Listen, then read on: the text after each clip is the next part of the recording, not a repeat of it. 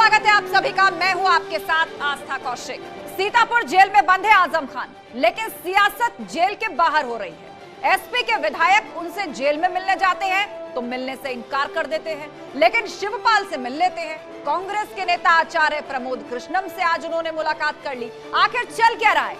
आजम खान की ये नाराजगी सीधा इशारा है अखिलेश से मोहभंग होने का, या अखिलेश को ब्लैकमेल कर रहे हैं आजम खान? इसी पर करेंगे आज चर्चा, लेकिन उससे पहले ये रिपोर्ट देखिए।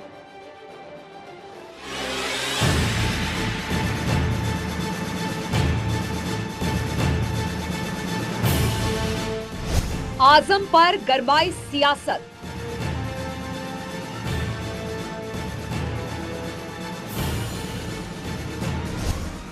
आजम से मेल, जेल से सियासी खेल। मैंने उन्हें श्रीमद् भगवत गीता दी थी, उन्होंने गीता को स्वीकार किया और मैं ऐसा मानता हूँ कि अदालत के फैसले के बाद वो जल्दी बाहर आएंगे और बेटा उनके ऊपर जुल्म हुआ है। आजम खान जैसे लीडर को बकरी चुराने में और किताबें चुराने में, मुर्गी चुराने में, शराब की बोतल चुराने के मुकदमे में जेल में बंद करना, ये बहुत बड़ा जुल्म और ज्यादती है।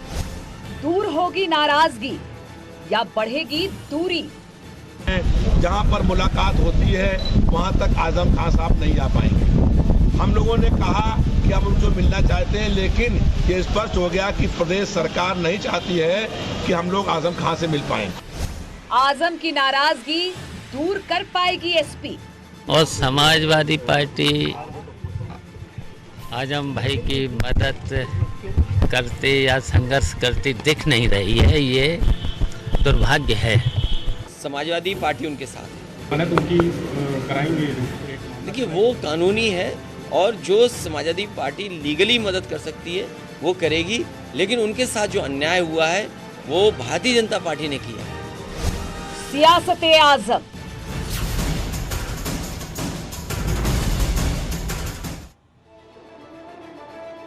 और आइए अब जानते हैं इसके कुछ और एंगल। आजम को सीतापुर की जेल में बंद हुए 26 महीने पूरे हो रहे हैं और इस दौरान सिर्फ एक ही बार सपा के राष्ट्रीय अध्यक्ष अखिलेश यादव ने आजम खान से मुलाकात की है। 26 महीने पूरे हो रहे हैं आजम खान को जेल के अंदर। अखिलेश यादव ने इस बीच केवल एक ही बार आजम खान से मुलाकात की है। जब से वो जेल में बंद, संसद के 4 सत्र भी पूरे हो चुके हैं, उनमें से एक भी सेशन वो अटेंड नहीं कर पाए हैं। संसद में एक बार भी नहीं उठा है आजम का मुद्दा, और यही आजम खान की शिकायत भी है। उनके मीडिया प्रभारी ने इस बात को आगे रखा था।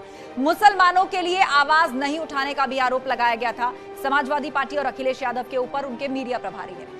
आजम को लेकर अखिलेश ने नहीं किया किसी तरह का कोई धरना प्रदर्शन, सरकार पर कोई दबाव नहीं बनाया गया। आजम खान जेल में है, उसके लिए कोई प्रयास सपा या अखिलेश यादव की तरफ से नहीं किए गए। ये सीधे तौर पर आरोप आजम खान के मीडिया प्रभारी के हवाले से सामने आया। और इस पर चर्चा के लिए रविदास मेहरोत्रा हमारे साथ इस वक्त सीधा जुड़ रहे हैं। समाजवादी पार्टी के वो नेता जो कि आज आजम खान से मुलाकात करने सीतापुर जेल गए थे। स्वागत है न्यूज 18 पर रविदास जी आपका। रविदास जी, सबसे पहले तो आपसे जानना चाहेंगे कि आप सीतापुर जेल गए आजम खान से मिलने के लिए, मुलाकात नहीं हो पाई, आजम खान ने मना कर दिया। तमाम पार्टी के नेता उनसे मुलाकात कर रहे हैं, लेकिन सपा से मिलने से वो इनकार कर देते हैं। इशारों इशारों में बहुत कुछ आजम खान अपनी नाराजगी जाहिर कर रहे हैं। क्या कहेंगे आप इस पर, क्योंकि आप लोग तो मान ही नहीं रहे कि आजम नाराज हैं? देखिए, जेल प्रशासन ने और प्रदेश की सरकार ने मुझको आजम खान से मिलने नहीं दिया। ये पूर्ण तरीके से गलत है कि आजम खान साहब ने मुझसे मिला नहीं। जब मैं उनसे मिलने के लिए गया तो जेल प्रशासन ने कहा कि आजम खान बहुत अस्वस्थ हैं, बीमार हैं, उनको बहुत तेज बुखार है और जो है दवा खाया उन्होंने। मेरा कहना ये है नहीं, ऐसा भी तो हो सकता है ना, ये बातें आजम खान द्वारा ही पहुंचाई गई। रविदास जी, ऐसा भी तो हो सकता है ना, ये बातें आजम खान द्वारा ही पहुंचाई गई हो, क्योंकि जेल मैनुअल के हिसाब से तो कोई भी कभी भी किसी से मिल सकता है। ये तो कैदी का अपना अधिकार है कि वो किससे मिल पाए, किससे ना मिलना चाहे, कोई कारण बताना चाहे। जेल प्रशासन किसी को किसी से मिलने से नहीं रोक सकता। देखिए मेरी बात पूरी सुन लीजिए। जेल प्रशासन जो है वो नहीं चाहता था कि पूरी पोल खुले, लेकिन जब मैं जेल के अंदर गया और आजम खान से मुलाकात नहीं हो पाई, लेकिन जेल की पूरी पोल खुल गई। आजम खान साहब सीतापुर जेल में फांसी गारत की एक कोठरी में बंद हैं। उनके पास वहां ना पलंग है और जमीन पर वो सोते हैं 75 साल की आयु में, और उनको जेल में फांसी गारत की कोठरी में बंद कर रखा है। और जबकि जेल मैनुअल का ये नियम है कि सांसद और विधायक को बी क्लास मिलता है, उस श्रेणी में। एक बात बताइए, आपने उनकी दयनीय स्थिति का जिक्र किया। रविदास जी, मेरा सवाल, आपने उनकी दयनीय स्थिति का जिक्र किया, उनके पास सोने के लिए पलंग नहीं है, वो फांसी के बैरक में है, आपने आवाज क्यों नहीं उठाई? यही तो सवाल है। तो पहली पूरी बात सुन लीजिए। देखिए ये भारतीय जनता पार्टी का पूरा प्रायोजित मामला है। भारतीय जनता पार्टी की सरकार जिसको चाहती है उसको मिलाती है, जिसको नहीं चाहती है वो आजम खान से नहीं मिल सकता। मैं प्रदेश सरकार का पूर्व मंत्री रहा हूं, मैं वर्तमान विधायक हूं। मुझको जेल के अंदर आजम खान की बैरिक के पास तक जाने का काम नहीं हुआ, और आजम खान को आज तक बी क्लास क्यों नहीं मिला? ये बताइए कि सीतापुर जेल में क्यों बंद है? रामपुर में उनका घर है, सांसद हैं, विधायक हैं, लखनऊ में विधायक यहाँ पर विधानसभा है, तो वहां क्यों बंद है? क्योंकि उत्तर प्रदेश में सबसे खराब जेल सीतापुर की है, और सीतापुर की जेल में वो जो फांसी गारत है उसके कोठरी के अंदर तराई में बंद है। अब मेरा सवाल न खुलने पाए, इसलिए प्रशासन हम लोगों को मिलने नहीं दे रहा है। ठीक है, आपने बड़ा आरोप भाजपा पर यह लगाया कि ये सब भाजपा सरकार के इशारे पर हो रहा है, जानबूझ करके सपा को मिलने नहीं दिया जा रहा आजम खान से। जिस दयनीय स्थिति का आपने जिक्र किया और आपने बताया कि सीतापुर की सबसे खराब जेल है, ठीक है, एक बार सवाल सुन लीजिए। दमन हो रहा है, जुल्म हो रहा है, अन्याय हो रहा है, अत्याचार हो रहा है प्रदेश में। 26 महीने से वो जेल में बंद है, इतना सब कुछ हो रहा है, तो आज से पहले समाजवादी पार्टी ने उनके लिए आवाज क्यों नहीं उठाई? यही तो आजम खान की शिकायत है। 26 महीने जेल में होने जा रहे हैं, पूरी स्थिति को आप खुद बता रहे हैं कि उनके साथ क्या क्या हो रहा है। यदि ऐसा हो रहा है तो पार्टी क्यों नहीं उनके साथ है? सर सवाल सुनेंगे ना आप, सवाल सुनेंगे ना आप, भाषण का मंच थोड़ी है ये। आप सवाल का जवाब दीजिए, आप अनइंटरप्टेड बोल रहे हैं, मेरा सवाल नहीं सुन रहे, गलत बात है ये। बताइए समाजवादी पार्टी ने क्या किया उनके लिए? 26 महीने उन्हें जेल में होने जा रहे हैं। बता दो रहे, बता रहे हैं आपको मालूम है कि पूरे उत्तर प्रदेश के अंदर 48 जिलों में 136 पत्रकार जो सरकार खिलाफ बोलते हैं जेलों के अंदर बंद हैं, और आज जो भी पत्रकार सरकार खिलाफ बोलता है वो जेल के अंदर बंद है।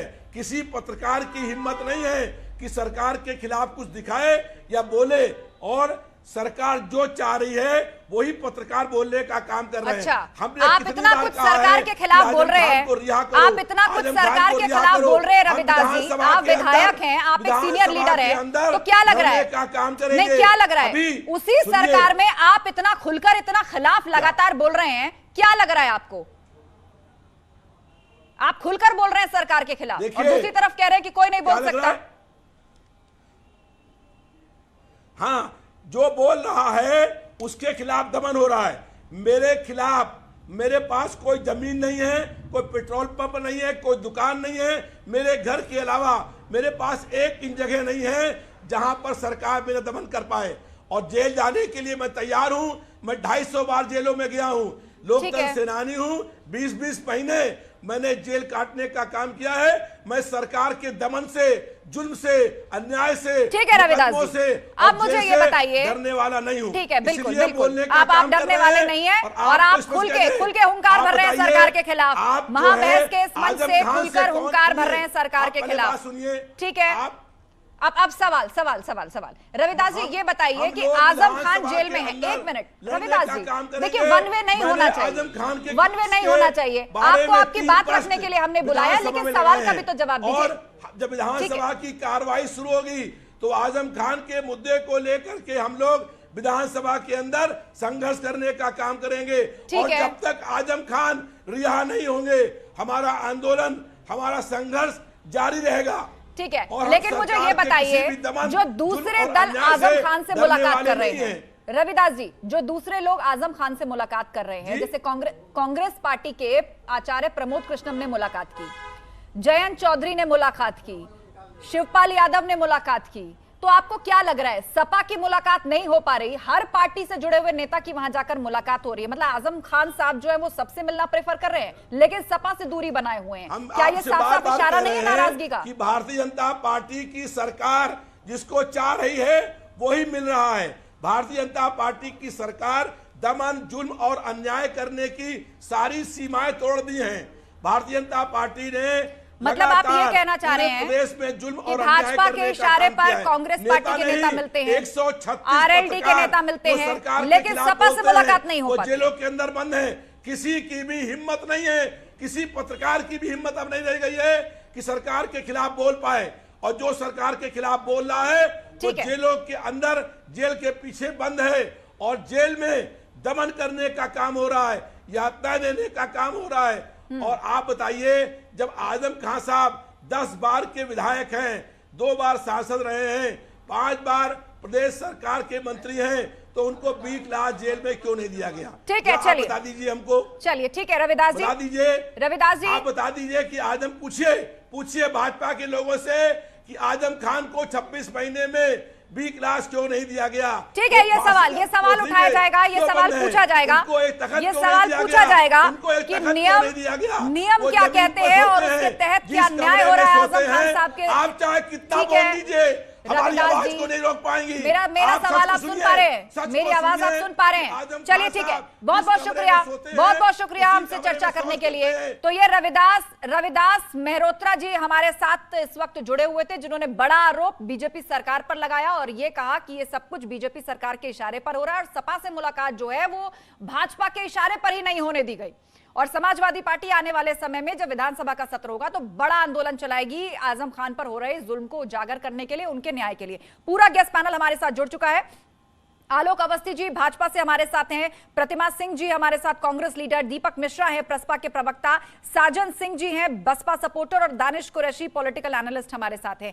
तो सवाल सबसे पहले आलोक अवस्थी जी, यही जो आरोप अभी रविदास मेहरोत्रा लगा के गए हैं, उनका यह कहना है कि 26 महीने हो गए आजम खान को फांसी वाले बैरक में रखा गया है, सोने के लिए पलंग तक नहीं है, यहां तक कि सीतापुर का जेल सबसे खराब है, जानबूझ के उनको वहां रखा गया है, और मुलाकात आप लोगों ने नहीं होने दी रविदास मेहरोत्रा यानी सपा की आजम खान से, जानबूझकर ऐसा किया जा रहा है। देखिए आस्था जी, मैं बिंदुवार जवाब दूंगा क्योंकि रविदास मेहरोत्रा जी बहुत लंबे चौड़े आरोप लगा के गए हैं, मुझे अवसर दीजिए। पहली बात का मैं जवाब देता हूँ, 26 महीने से आजम खान जी जुडिशियल कस्टडी में, भाजपा की या सरकार की कस्टडी में नहीं, अदालत को छोड़ना है, और अदालतें जो है सरकार के नियंत्रण में नहीं होती है। निश्चित बात है उनके ऊपर गंभीर आरोप, वे कोई आजादी की लड़ाई में नहीं गए हैं कि उनको तमाम सुख सुविधाएं जो है जेल के अंदर दी जाएंगी। वे एक अपराधी की तरीके से गए हैं, क्योंकि जिस समय सत्ता में थे उन्होंने जोर जुल्म से जमीनों पे कब्जे किए थे, तमाम चोरी चकारी के उन पे आरोप है, डकैती के आरोप है, उनके खिलाफ सरकारी जमीनों को कब्जा करने का आरोप है, यतीम खाने की जमीन का कब्जा करने का आरोप है, एक बूढ़ी बेवा जो उन्हीं ये, और ये सारे आरोपी जितने भी मुकदमे लिखे गए उन्हीं के बिरादरी के, उन्हीं के धर्म के लोगों ने लिखाए हैं, जिनको आजम खान ने पुलिस के दबाव में जोर जबरदस्ती से सरकार, उनकी सरकार में उनकी आवाज नहीं सुनने दी गई। भारतीय जनता पार्टी गरीबों की सरकार है और हर आदमी सुनवाई होती है, हमने रिपोर्ट लिखी है, अब न्यायालय उस पर निर्णय करेगा। दूसरी बात, समाजवादी पार्टी के प्रवक्ता ने यह कहा कि जो है उन्हें मिलने नहीं दिया गया है। जेल मैनुअल के अनुसार हर व्यक्ति मिल सकता है जब उसका समय होता है। आजम खान साहब किससे मिलेंगे या नहीं मिलेंगे उनका विशेषाधिकार है, हर कैदी का विशेषाधिकार होता है किससे मिलेगा। यहाँ तक कि आपको स्पष्ट मैं करना चाहता हूँ कि समाजवादी पार्टी के नेता अखिलेश यादव ने कहा है कि हमने किसी को नहीं भेजा है, यानी कि अखिलेश यादव जी का जो अहंकार है वो सर चढ़ करके बोल रहा है, वो आज भी ये बात कह रहे हैं कि हमने नहीं भेजा है, और ना स्वयं अखिलेश यादव जो वहां पर जा रहे हैं, क्योंकि जाने से उनकी शान घटेगी। और आजम खान एक बड़े नेता है, 10 बार के विधायक हैं, अखिलेश यादव नहीं चाहते कि उनकी जो छवि जो है उनके नीचे दब जाए। तीसरी बात मैं ये कहना चाहूंगा, आजम खान के मीडिया प्रभारी ने खुले रूप से आरोप लगाया है कि आजम खान साहब के साथ उत्पीड़न समाजवादी पार्टी के नेता अखिलेश यादव ने किया है। क्यों नहीं उनको राष्ट्रीय अध्यक्ष बनाया, क्यों नहीं उनको जो है विधानमंडल नेता बनाया और उनके परिवार ने कोई खंडन नहीं किया है इस बात का, यानी कि उनके विधायक बेटे उबैदुल्ला आजमी और उनकी स्वयं उनकी धर्मपत्नी जो कि विधायक रह चुकी हैं, उन्होंने कोई इसके खिलाफ बयान नहीं दिया, यानी कि ठीक है, यानी उनके नाराजगी और उनके मीडिया प्रभारी द्वारा कही गई बातों की तस्दीक करती है आजम परिवार की चुप्पी, वरना उसका खंडन वो जरूर करते हैं, आप ये कहना चाहते हैं। प्रतिमा सिंह हमारे साथ कांग्रेस से जुड़ी हुई हैं। प्रतिमा जी, ऐसा लग रहा है कि अचानक आजम खान डिमांड में आ गए हैं, उनसे प्रसपा की भी मुलाकातें हो रही हैं, उनसे आरएलडी की मुलाकातें हो रही है और आज तो आचार्य प्रमोद कृष्णम उनसे मिलने के लिए पहुंच गए। तो क्या लग रहा है कि उत्तर प्रदेश के अंदर कांग्रेस जो अपनी वर्चस्व की लड़ाई लड़ रही है, मुस्लिम वोट बैंक आपका भी हमेशा खासम खास रहा है, आपका भी अपना क्लेम रहा है उसको लेकर, एक बड़ा मुस्लिम चेहरा है आजम खान, तो मौके का फायदा आप भी उठाना चाहते हैं, मौके को आप भी बुनाना चाहते हैं और इसीलिए आज ये मुलाकात हुई है, इसे इस नजरिए से देखा जाए। देखिए, आजम खान जी जो हैं वो उत्तर प्रदेश की राजनीति में एक बहुत बड़ा नाम है और आपने कहा कि मुस्लिम वोटर्स कांग्रेस पार्टी का हमेशा चहेता रहा है। ऐसी ये आपको स्पष्ट कर दूं कि कांग्रेस पार्टी का जो चहेता वोटर है ना, वो हर व्यक्ति है, चाहे वो किसी जाति का हो, धर्म का हो, किसी क्रीड को बिलोंग करता है, किसी भी जेंडर का हो। तो कांग्रेस पार्टी को अगर देश ने अपनी सेवा करने का मौका जो है 70 साल दिया है, तो वो इसलिए नहीं दिया क्योंकि सिर्फ एक वोट बैंक की राजनीति हमने की है, हमने सर्वधर्म समभाव की भावना से देश की सेवा की है, इसलिए मौका मिला है। अब दूसरी बात, देखिए आजम खान जी जो उत्तर प्रदेश की राजनीति क्या है, मैं देश की राजनीति की बात करूं तो वो एक बहुत बड़ा नाम है और वो पिछले जो है मुझे लगता है 2020 से जेल में बंद है, करीब 26 महीने हो चुके हैं उनको जेल में बंद हुए। और अभी भाजपा के प्रवक्ता बड़ी बातें कर रहे थे कि जो है उन्होंने अपने काबू, वो भाजपा की कस्टडी में नहीं है, उन्होंने ये बात कही, वो भाजपा की कस्टडी में नहीं है, लेकिन वो जिस कस्टडी में आज हैं और 26 महीने से जिस कस्टडी में है वो भाजपा की ही देन है। क्योंकि एक व्यक्ति पर जो कि कितनी बार का 9 से 10 बार का विधायक रहा हो, जो है मंत्री रहा हो, उसके खिलाफ आप गोट चोरी से लेकर के बुक की चोरी तक का मुकदमा दर्ज करते हैं। आज उनके ऊपर 80 से ज्यादा मुकदमे हैं, तो ये भाजपा की कस्टडी में नहीं है वो। लेकिन प्रतिमा जी, मेरा सवाल ये था प्रतिमा जी कि आज अचानक कांग्रेस को इतनी सहानुभूति आजम खान से क्यों हो रही है? आप पहले भी आवाज उठा सकते थे अगर आपको लग रहा है कि 26 महीने से बहुत ही ज्यादा जुल्म और ज्यादती हो रही है, नियम कानून के खिलाफ जाके कोई सलूक उनके साथ किया जा रहा है, तो आज कांग्रेस पार्टी को अचानक आजम खान की याद क्यों आई?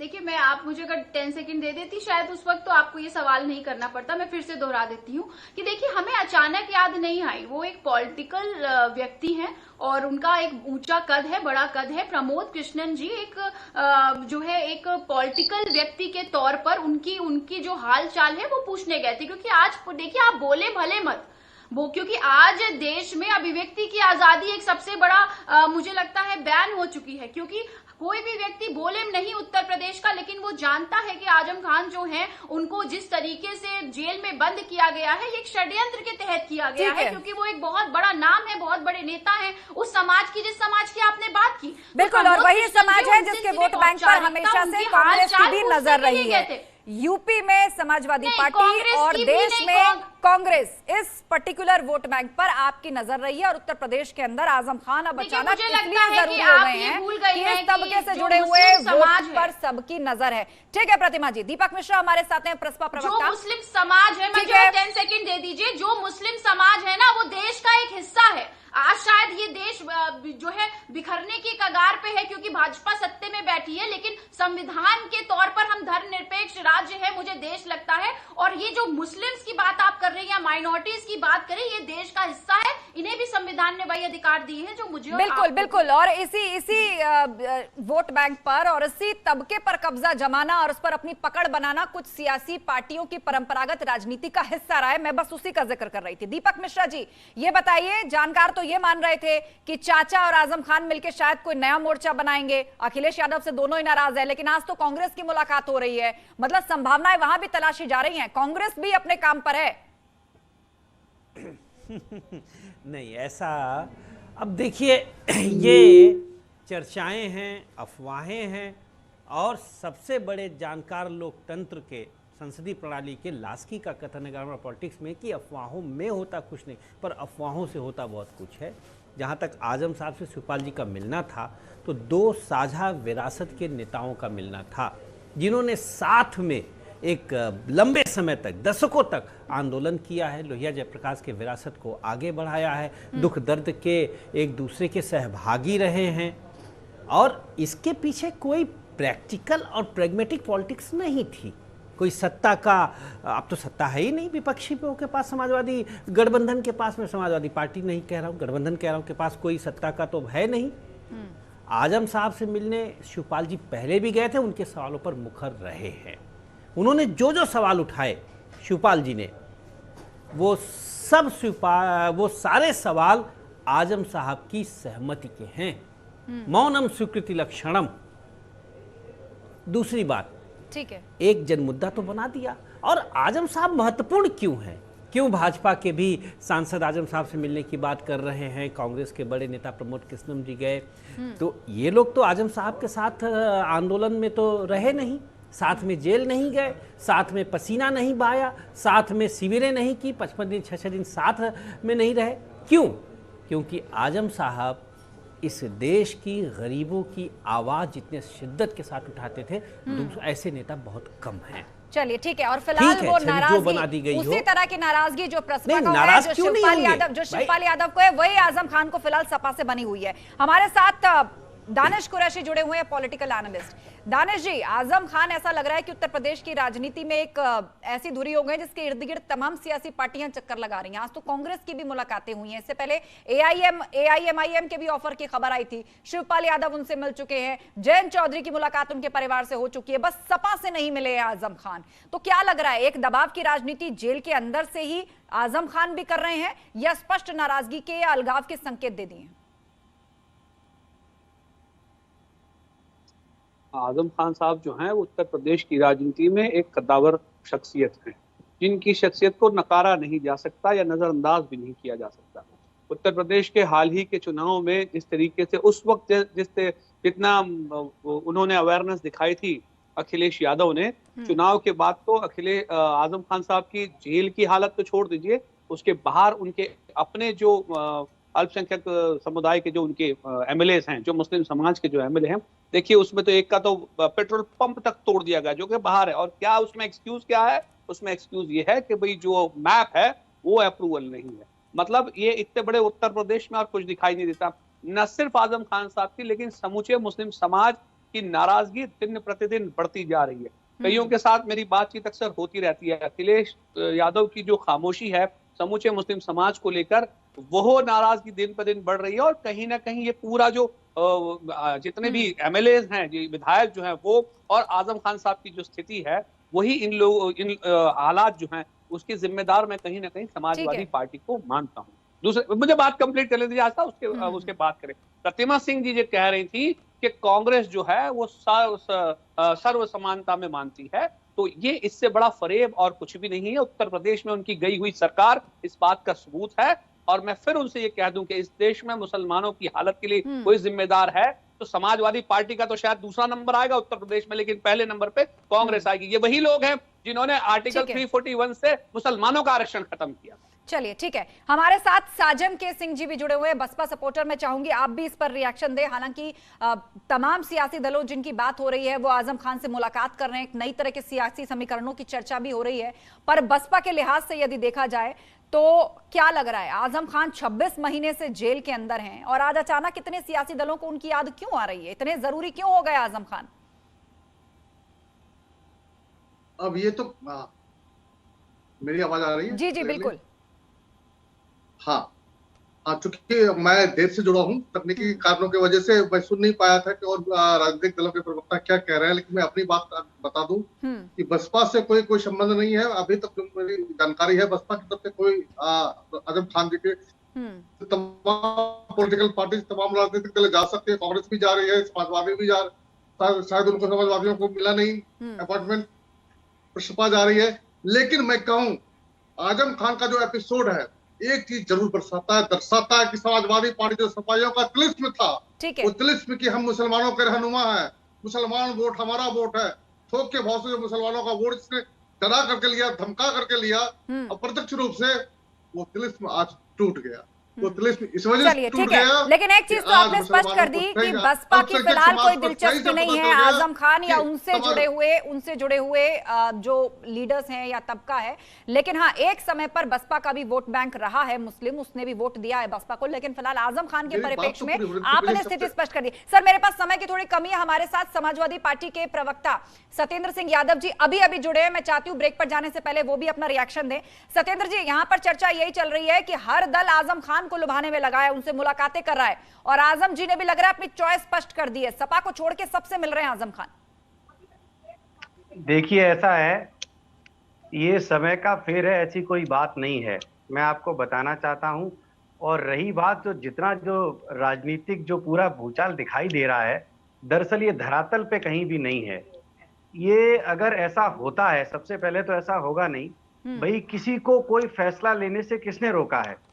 आप फैसला लीजिए, रोज टीवी की डिबेट बनने से बेहतर है कि आप डिसीजन लीजिए, कोई तो रोक नहीं रहा है।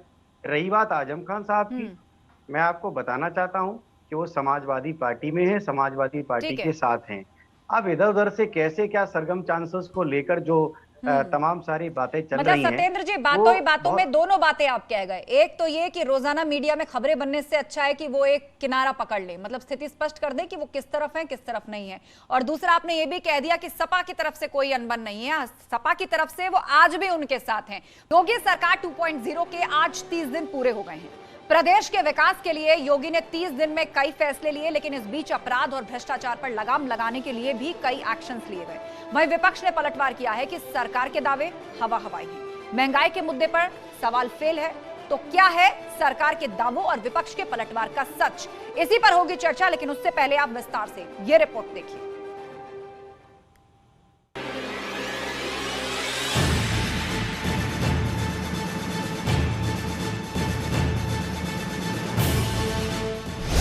योगी सरकार 2.0 के 30 दिन का दावा।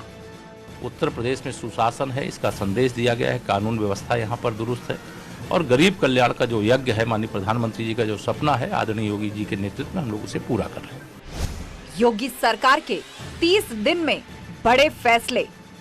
भारत सरकार के द्वारा जो ई-विधान का लागू करने के लिए कहा गया है, माननीय प्रधानमंत्री जी का वो ड्रीम प्रोजेक्ट है। तो मेरा एक प्रयास है कि मैं पहली विधानसभा सत्र के प्रारंभ होने से पहले ही मैं विधानसभा एक नए स्वरूप के अंतर्गत विधानसभा को दिखा सकूं। माफिया पर एक्शन, भ्रष्टाचार पर नकेल। अगर प्रदेश को नंबर 1 प्रदेश बनाना है, जैसा संकल्प हमारे मुख्यमंत्री जी ने लिया है, हम सब लोगों ने लिया है, तो लोक संकल्प पत्र के किए गए वादे को आधार बनाकर कार्य योजनाएं बनी हैं, उस पर फैसले सरकार कर रही है। कानून का डर, माफिया पर बुलडोजर।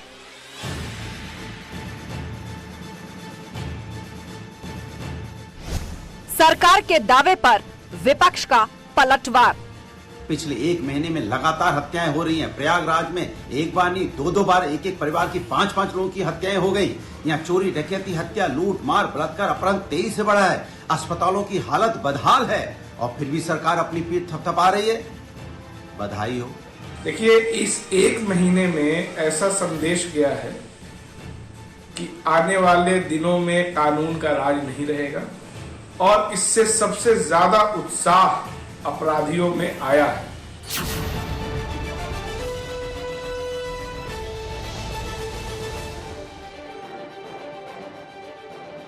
और आइए अब देखते हैं योगी सरकार 2.0 के 30 दिन में बड़े काम क्या रहे। सबसे पहले मुफ्त राशन 3 महीने तक और जिसकी मियाद बढ़ा दी गई है। गरीबों को मुफ्त राशन 3 महीने और ज्यादा मिलेगा। 100 दिन में 10,000 सरकारी नौकरी देने का लक्ष्य रखा गया है। इसके अलावा पुलिस भर्ती में 5,381 नए पदों को मंजूरी दी गई है कि इनको ऐड किया जाएगा। 200 करोड़ से ज्यादा की अवैध संपत्ति को ध्वस्त कर दिया गया है बुलडोजर से। और साथ ही स्कूल चलो अभियान की शुरुआत सरकार ने की है। लक्ष्य यह है कि ज्यादा से ज्यादा बच्चे स्कूलों में वापसी कर पाए। मंत्रियों से 100 दिन की कार्य योजना तैयार करवाई है सरकार ने। इसके अलावा युवाओं को टैबलेट, स्मार्टफोन्स देने की शुरुआत की गई है। पूर्वी पाकिस्तान से आए 63 हिंदू परिवारों को उत्तर प्रदेश के अंदर बसाने के लिए उन्हें जमीन दी गई है। 6 महीने में 2.5 लाख से ज्यादा घर बनाने के निर्देश योगी सरकार ने दिए हैं। तो साथ ही आंगनबाड़ी में 20,000 पद भरने का फैसला भी सरकार ने लिया है। 100 दिन में 8,000 करोड़ रुपए का गन्ना भुगतान करने का भी लक्ष्य सरकार ने रखा है। पूरा गेस्ट पैनल हमारे साथ जुड़ा हुआ है। आलोक अवस्थी भाजपा से हमारे साथ हैं, प्रतिमा सिंह कांग्रेस से हमारे साथ हैं, सत्येंद्र सिंह यादव समाजवादी पार्टी के प्रवक्ता, दीपक मिश्रा प्रसपा से, साजन सिंह बसपा से और दानिश कुरैशी राजनीतिक विश्लेषक हमारे पास हैं। लेकिन सबसे पहले सवाल आलोक अवस्थी जी आपसे यही कि 30 दिन पूरे हो चुके हैं, मतलब 1 महीना पूरा कर चुकी है सरकार, और जिस 100 दिन में पूरी प्रेजेंटेशन कि इन 100 दिन में आप कैसे उत्तर प्रदेश को आगे ले जाएंगे, कितनी हजार नौकरियां देंगे, इंफ्रास्ट्रक्चर में क्या काम होगा, हेल्थ सेक्टर में क्या काम होगा, शिक्षा के क्षेत्र में क्या काम होगा, तो ये जो पूरा खाका है अब तकरीबन आप लगा लीजिए 70 दिन का वक्त और बचा है। कितना काम जो आपने कहा था इस 100 दिन के अंतर्गत होना है अभी उसकी शुरुआत हुई है, या क्या कुछ आप लोग कर पाए हैं दूसरी बार सरकार बनने के बाद? आस्था जी, जो भाजपा का संकल्प है वो शुचिता और सुशासन का है। जीरो टॉलरेंस है भ्रष्टाचार, अनियमितता और अपराध के खिलाफ। आपने देखा होगा योगी जी की सरकार ने पिछले जब सत्र चला था 5 साल के अंदर 2017 से 22 तक 17 आईपीएस अफसर और 6 आईएएस अफसरों को सस्पेंड करके कड़ी कार्रवाई की गई थी। 2000 से अधिक लोगों को बर्खास्त किया था कर्मचारियों को, और 10,000 कर्मचारियों पर कार्रवाई हुई थी अनियमितता के आरोप। हमारी सरकार ने अभी शपथ देते ही 10 दिन के अंदर एक आईएएस अफसर और एक आईपीएस अफसर को सस्पेंड किया है, एक असिस्टेंट कमिश्नर वाणिज्य करके उसको सस्पेंड किया है, साथ ही साथ सिंचाई विभाग के एक अधिशासी अभियंता को बर्खास्त किया है और 77 लाख रुपए की रिकवरी उसके निजी फंड से करने के आदेश दिए। यानी कि भ्रष्टाचार और अनियमितता और अपराध हम बर्दाश्त नहीं करेंगे। दूसरी बात, आयुष्मान भारत योजना में हम होमगार्ड के सभी लोगों को आच्छादित करेंगे। हम मेडिकल प्रोफेशनल्स की सीटों को दोगुना करने जा रहे हैं, ये हमारा संकल्प है और हमने इस पर आदेश दे दिया है। अयोध्या में नियमित रामलीला होगी। पहले कैबिनेट में हमने 15 करोड़ लोगों को जो है 3 महीने तक का राशन जो है फिर से फ्री में देने की बात कही है, और किसी भी नए स्थान पर हम लाउड स्पीकर की अनुमति नहीं दे रहे हैं। आंगनबाड़ी कार्यकर्ताओं को 20,000 22,000 पद भरे जाएंगे, आपने बता ही दिया है। 2 साल के अंदर हम 10 लाख करोड़ रुपए का निवेश स्थापित करेंगे। हम इसके लिए ग्राउंड जो है हमें वो करेंगे, साथ ही साथ 100 दिन के अंदर हम ग्राउंड ब्रेकिंग सेरेमनी करेंगे। हमारा काम है देश की अर्थव्यवस्था में उत्तर प्रदेश को नंबर 1 पे लाना, ईज ऑफ डूइंग में यूपी को नंबर 1 पे लाना, और इस संकल्प के साथ योगी आदित्यनाथ जी दिन रात जो है जनता के बीच में लगातार अधिकारियों के साथ लगे हुए हैं। सभी मंत्रियों को मंडलों में भेजा गया है कि 72 घंटे आपको मंडलों के सारे जिलों में दौरे करने हैं और सारे जनता से मिल करके उनके दुख को वहीं पे वो करना है। चलिए ठीक है, अब इस पर रिएक्शन लेते हैं। हमारे साथ सत्येंद्र सिंह यादव जी सपा से जुड़े हुए हैं और प्रतिमा सिंह कांग्रेस से हम जुड़ी हुई हैं। तो 100 दिन का ये जो पूरे कायाकल्प की बात है उसमें ट्रेलर 30 दिन का वो है जो आलोक अवस्थी बता रहे हैं। अब बताइए, क्या उत्तर प्रदेश में योगी सरकार 2.0 पर जो वायदे उन्होंने चुनाव से पहले किए थे, क्या सरकार उस पर काम कर रही है, उस पर आगे बढ़ रही है? भ्रष्टाचार पर जीरो टॉलरेंस नीति, बड़े अधिकारियों पर कार्रवाई। देखिए ऐसा है, एक बात की तो मैं सरकार की तारीफ करना चाहूंगा। मैं भारतीय जनता पार्टी की जो उत्तर प्रदेश में सरकार है, एक बात की मैं तारीफ करना चाहूंगा कि ये तोड़फोड़ करके अपने अनुकूल माहौल बनाने का पूरा प्रयास कर रहे हैं। इसकी मैं सराहना करता हूं और बहुत अच्छे से कर रहे हैं।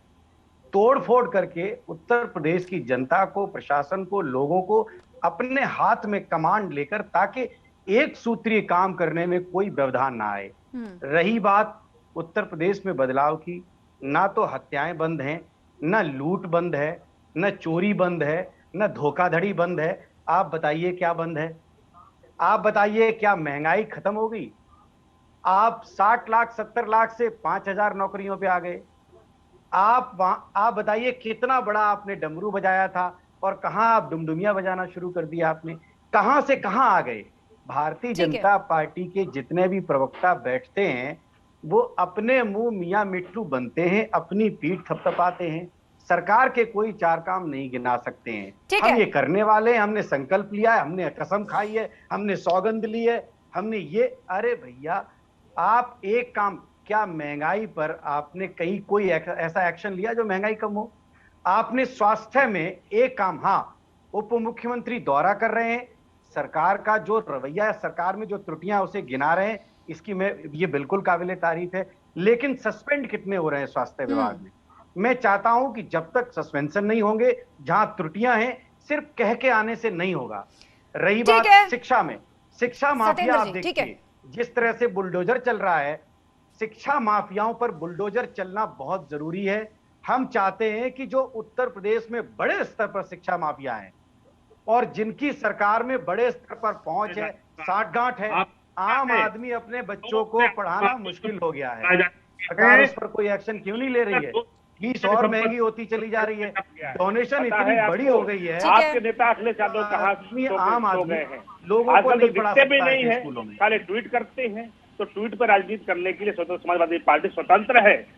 5 साल आप आराम करिए, 5 साल बाद फिर आप जागिएगा चुनाव से पहले और आइएगा अपनी जो है डंका पीटिएगा। लेकिन हम अपराधियों के खिलाफ, भ्रष्टाचारियों के खिलाफ, अनियमितता करने के वालों के खिलाफ, समाजवादी पार्टी के राष्ट्रीय अध्यक्ष उनके खिलाफ। ठीक है, आप दोनों ने अपनी अपनी बात रखी। आलोक अवस्थी जी, सत्येंद्र जी रुक जाइए, आप दोनों रुक जाइए। प्रतिमा सिंह, ये जो 2.0 योगी सरकार 2.0 में एक्शन का ये जो ट्रेलर है, आपको लग रहा है सरकार एक्शन में है?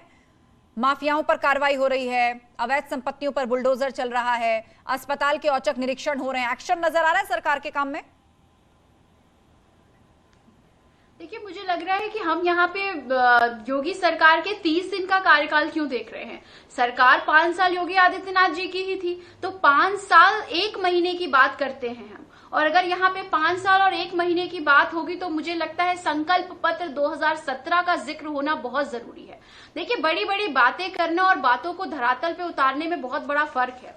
अभी हमारे भाई कह रहे थे भाजपा के कि किसानों का किराया कर्जा माफ करने के लिए 8,000 करोड़ रुपए की जो है बात वो योगी आदित्यनाथ जी ने की है। पहले आप ये बता दीजिए कि 2017 में आपने कहा था 36,000 करोड़ रुपया जो किसानों के ऊपर कर्जा है उसे माफ करने का कार्य करेंगे। और सबके समक्ष है, ये बात किसी से छुपी नहीं है कि उस कर्जा माफी के नाम पर जो किसान थे उनके पास क्या आया। 5 रुपए का चेक आया, 10 रुपए का चेक आया और कुछ के पास तो कुछ पैसों का चेक आया। तो ये करके इन्होंने आलोक अवस्थी जी, ऐसा हुआ है क्या? ये तो बहुत संगीन आरोप है। ऐसा हुआ है क्या? नहीं, ऐसा हुआ है क्या? तो बहुत संगीन आरोप है। नहीं, आस्था जी, मुझे कंप्लीट नहीं, इस पर पहले जवाब दे दें, इस पर जवाब दे दें, आपको आगे मौका मिलेगा। ये बहुत गंभीर विषय उठाया आपने प्रतिमा जी। काउंटर का टाइम मैंने भी मांगा था, काउंटर का टाइम मैंने भी मांगा था, और 2% इनका वोट है उत्तर प्रदेश के अंदर। 2% वोट पर ये पहुंचने के बाद भी अभी भी जो इनको समझ में नहीं आया है कि 365 दिन काम करने वाला राजनेता, 24/7 काम करने वाला नेता ही जो जनता चाहती है। पार्ट टाइम पॉलिटिशियन की कोई जरूरत यहाँ पर नहीं है, पार्ट टाइम पॉलिटिक्स की कोई जरूरत नहीं है। क्या गई प्रियंका वाड्रा जी आपकी जो है लड़कियों लड़कियों की बात करने वाली, लड़कियों पर अत्याचार हो रहे वहां पर खड़ी नहीं होती है। अन्य प्रदेशों में आप अच्छा ठीक है, रुक जाइए आलोक अवस्थी। प्रतिमा सिंह बात पूरी कर लीजिए, बात 10 सेकंड में बात पूरी कर लीजिए। हाँ जी, बात पूरी कर लीजिए। Thank you. देखिए दूसरी बात मैं ये कह रही हूँ, यहाँ बड़ी बातें हो रही हैं। मैंने एम्स का जिक्र किया कि सिर्फ ये बता दें कि 6 एम्स बनाने का वादा योगी आदित्यनाथ जी ने किया था संकल्प पत्र में। 1 एम्स में सिर्फ काम चल रहा है सिर्फ, बाकी 5 कहाँ गए ये जरा इनसे पूछ लीजिए। तीसरी बात, 10 सेकेंड हार्डली। तीसरी बात, आज बुलडोजर की बातें हो रही हैं। मुझे लगता है बुलडोजर आम जो जनमानस है, जो लोग हैं, उनके आशियाने की बजाय अगर महंगाई पे चलता तो अच्छा होता, लेकिन बुलडोजर महंगाई पे नहीं चल रहा है। आज बुलडोजर आम आदमी की थाली पे चल रहा है और उस थाली में लोगों का खाना दुश्वार है, क्योंकि तेल से लेकर मिर्च और नींबू तक इतना महंगा हो गया है कि आप अपने घर के बाहर महंगाई का मुद्दा आपने उठाया, महंगाई का मुद्दा आपने उठाया। दीपक मिश्रा जी, ये बताइए, प्रसपा को लेकर एक खबरें आई थी, शिवपाल यादव को लेकर खबरें आई थी कि वो भाजपा तक जा मतलब भाजपा में शामिल हो सकते हैं, उससे उसकी नजदीकियां बढ़ रही हैं। तो फिलहाल 30 दिन पूरे किए हैं सरकार के दूसरे कार्यकाल ने, आप कैसे देख रहे हैं इस कामकाज को? देखिए, यह सही है कि योगी सरकार ने कुछ सार्थक कदम उठाने की घोषणा की है, लेकिन जिस तरह के सार्थक और सकारात्मक कदम उठाने चाहिए था, मैं नरोवा कुंजरोवा पद्धति में नहीं, स्पष्ट कहूंगा, वो नहीं उठे। उदाहरण के तौर पे 1258 IAS और PCS हैं, बड़े भ्रष्टाचार इनके ही संरक्षण में होते हैं, इनकी कलम से होते हैं। उसमें मात्र 3 नाम भी बहुत मुश्किल से हमारे भाजपा के विद्वान साथी नहीं ढूंढ पाए। एक चीज़। दूसरी चीज़, दिल्ली और उत्तर प्रदेश में सिर्फ एक सड़क का अंतर है। प्रति व्यक्ति आय का अंतर 3,45,982 रुपये है। प्रति व्यक्ति कर्ज अगर देखा जाए उत्तर प्रदेश में तो पिछला इसको भी ये 1 महीने की चर्चा क्यों, ये 61वां महीना है ना योगी सरकार का, इसमें देखा जाए तो 1832 रुपए प्रति माह कर्ज बढ़ रहा है, इसे कम करना चाहिए। ठीक है दीपक जी, ठीक है। और इस जी शो खत्म करने से पहले मैं चाहूंगी दानिश कुरैशी और साजन सिंह भी इस पर अपना रिएक्शन दे दे। साजन सिंह जी, आप क्या कहना चाहेंगे? योगी सरकार ने 30 दिन पूरे कर लिए हैं और उसमें उनका दावा है कि हमने भ्रष्टाचार पर जीरो टॉलरेंस अपनाया है, माफियाओं और अवैध संपत्ति पर बुलडोजर चला है, बड़े अधिकारियों पर भी कार्रवाई हुई है। झूठ के पुलंदा दिखा करके, झूठ के वादों से जीती हुई सरकार भारतीय जनता पार्टी की उत्तर प्रदेश में जिस छद्म विश्वास और छद्म विकास के नाम पे सत्ता में आई है, वो दिखा दिया है, दिखावा है, छलावा है। इन्होंने ठगा है विश्वास को, जिस विश्वास पे बल में सत्ता प्राप्ति हुई 30 दिनों में ये दिख गया है कि सरकार ने ठगा है, छला है उस विश्वास को। ठीक है, क्यों? ठीक है। इलाहाबाद जो प्रयागराज की निशंस हत्या है 5 लोगों की, वो आईना दिखाती है योगी सरकार को। पहले दानिश कुरैशी। योगी सरकार को आईना दिखाती है। ये जो झूठा आप विकास की नारा दे रहे हैं, आप लॉ एंड ऑर्डर सिचुएशन की बात कर रहे हैं, लॉ एंड ऑर्डर सिचुएशन है क्या? बुलडोजर 2-4 आसियाने पे बुलडोजर चला करके अगर आप ये दिखाना चाहते हैं कि कानून व्यवस्था की उत्तम स्थिति है उत्तर प्रदेश में, उत्तर प्रदेश में कानून व्यवस्था की जो स्थिति है बद से बदतर होती जा रही है, इस कहने में कोई गुंजाइश नहीं है। चलिए ठीक है, आपने अपने पॉइंट्स रख दिए। दानिश कुरैशी, सरकार के 30 दिन का ट्रेलर। दानिश कुरैशी, सुनिए, देखिए मैं आपको एक बात बताऊं आस्था जी, कि अभी प्रतिमा जी भी कह रही थी कि दरअसल बात 2017 से होनी चाहिए। बिल्कुल, मैं आपको ये कहूं कि इस 30 दिन को तो आप रख दीजिए साइड में। अमूमन उत्तर प्रदेश का सालाना जो बजट है राज्य सरकार का, वो 5 लाख करोड़ के आसपास है। पिछले 5 साल में 25 लाख करोड़ रुपए बाबा के हाथ में थे उत्तर प्रदेश का विकास करने के लिए। मैं कहता हूं ये 30 दिन छोड़ दीजिए, 30 दिन आप समझ लीजिए कि स्वर्ण अवसर वो है, वो युग तुम्हारा। लेकिन पिछले 5 सालों में आपने 25 लाख करोड़ रुपए कहां खर्च किए, इसका तो कोई हिसाब ही नहीं है। सीएजी के अंदर में जो आक्षेप आपके ऊपर लगे हैं उसका तो खुलासा दीजिए, उसके बाद बातें करिए। चलिए ठीक है, आसमान तक सीढ़ी बनाने की कई आरोप सरकार के ऊपर भी लग रहे हैं, लेकिन दूसरी तरफ सरकार है वो ये दावा कर रही है कि आने वाले 100 दिनों में हम हजारों नौकरियां देने वाले हैं। पुलिस में भी कुछ एक्स्ट्रा पद जो हैं वो ऐड किए गए हैं। शिक्षा का क्षेत्र, स्वास्थ्य का क्षेत्र, सभी जगह कार्य किया जा रहा है। आप सभी मेहमानों का बहुत शुक्रिया इस चर्चा में शामिल होने के लिए। और इसी के साथ महाबहस में आज के लिए बस इतना ही, लेकिन खबरों का सिलसिला जारी है। आप जुड़े रहिए हमारे साथ।